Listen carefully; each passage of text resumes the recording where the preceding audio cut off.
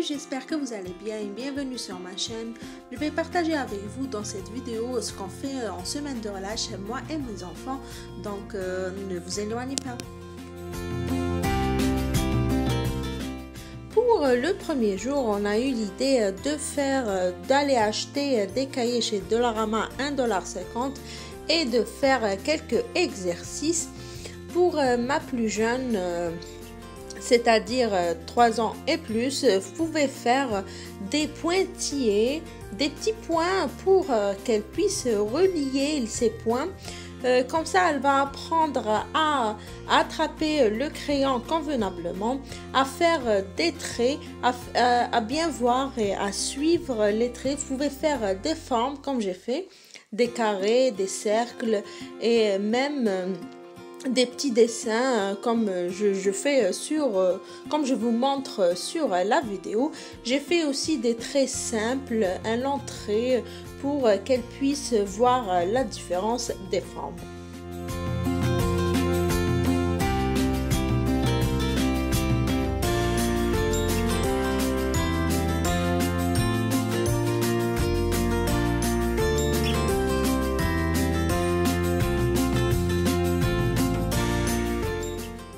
Pour les plus grands, allez vers les lettres et les chiffres.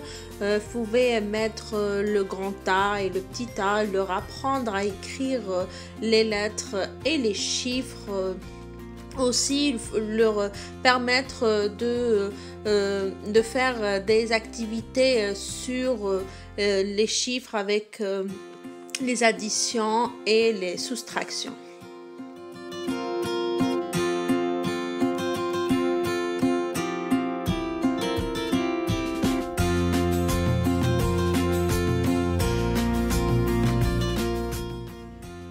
Juste un conseil, c'est très important de demander aux enfants s'ils veulent faire ces exercices pendant les vacances. Sinon, s'ils ne veulent pas, ils veulent faire autre chose, il faut qu'ils décident avec vous de ce qu'ils veulent, sinon ils ne vont pas le faire convenablement. Aussi, il faut toujours leur demander leur avis sur les choses et les jeux qu'ils veulent faire pendant la journée. Partagez avec eux les jeux. Faites des jeux de société, jouez avec eux à un puzzle, juste 2 pièces, placez 2 pièces ou 3 pièces. C'est bon pour solliciter leur personnalité et la relation entre parents et enfants. C'est aussi important de donner de l'importance à l'âge de chacun de vos enfants. Par exemple, ici, ma fille est en train de faire des additions alors que l'autre, elle est en train de jouer un casse-tête de son âge.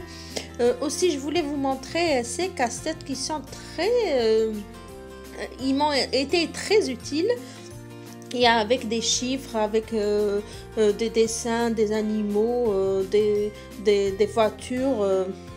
Je l'ai pris chez Walmart, vous le trouverez.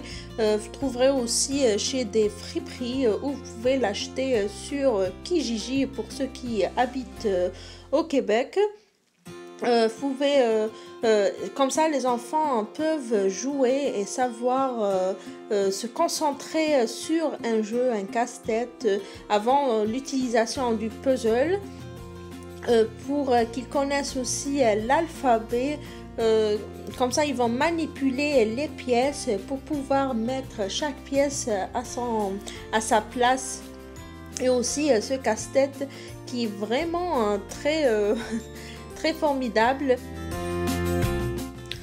L'autre chose qu'elles ont faite ce jour-là, c'est de jouer au puzzle. Je pense que tout le monde a ce jeu à la maison. Ce puzzle a 100 pièces. C'est pour 5 ans et plus. Ça prend beaucoup de temps pour le faire. Ça calme l'enfant, ça le concentre aussi. Ça l'aide à être déstressé un peu. Et moi, ce que j'ai fait entre-temps, c'est de faire des rfef ou sponge, ce qu'on appelle chez nous en Algérie. Pour ceux qui ne connaissent pas, c'est comme des beignets. Il n'y a rien dedans, mais c'est des beignets qu'on fait frire, c'est presque la même chose. Moi, comment je les prépare, c'est que je mélange un peu de semoule et un peu de farine. Je mets du sel et de la levure boulangère. Je laisse lever la pâte quelques minutes, des fois 30 à 3 quarts d'heure, ça dépend s'il fait pas chaud. Puis je les fais frire. Si vous voulez la recette de mes beignets, de mes fameuses beignets, laissez-moi ça en commentaire. Si vous voulez savoir ce que c'est et goûter un peu. Ça, on le prépare avec à côté un peu de thé, du thé mélangé à la menthe, c'est très bon.